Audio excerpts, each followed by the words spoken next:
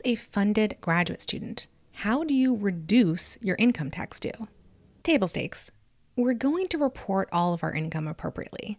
We're not going to reduce our income tax due by omitting income sources, okay?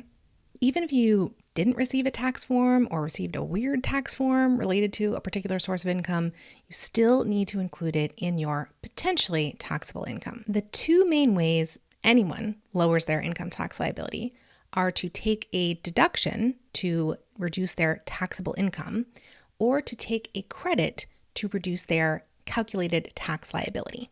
As a funded graduate student who is a U.S. citizen or resident, there are 3 higher education tax benefits potentially available to you.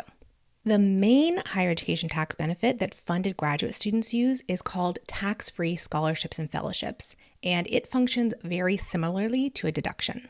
A secondary benefit is the Lifetime Learning Credit, or LLC, and a tertiary benefit is the American Opportunity Tax Credit, or AOTC. The first step, whichever benefit you're using, is to identify all the higher education related expenses you incurred during the calendar year from your student account, and especially for answering this question, out of your own pocket.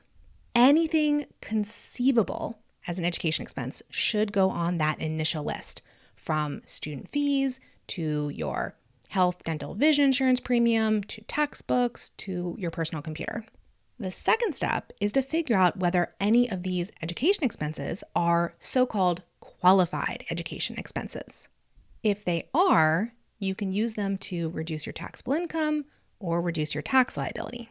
You can find the definitions, and each benefit has a unique definition of a qualified education expense inside IRS Publication 970, Chapters 1, 3, and 2, respectively, or inside my tax workshop, How to Complete Your Grad Student Tax Return and Understand It Too.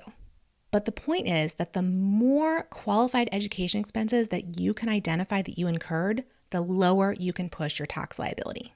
Oh, and before you ask, you cannot rely on your Form 1098-T Box 1 to contain the sum of your qualified education expenses, particularly for that main benefit of tax-free scholarships and fellowships. That's just not how that form was designed. The third step is to apply each of the qualified education expenses that you identified to one of the higher education tax benefits.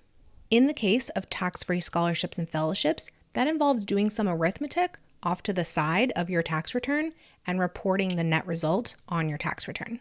In the case of the LLC and the AOTC, you fill out and file Form 8863. I'm Dr. Emily Roberts of Personal Finance for PhDs. Go to pfforphds.com/tax for more tax content for funded graduate students in the U.S.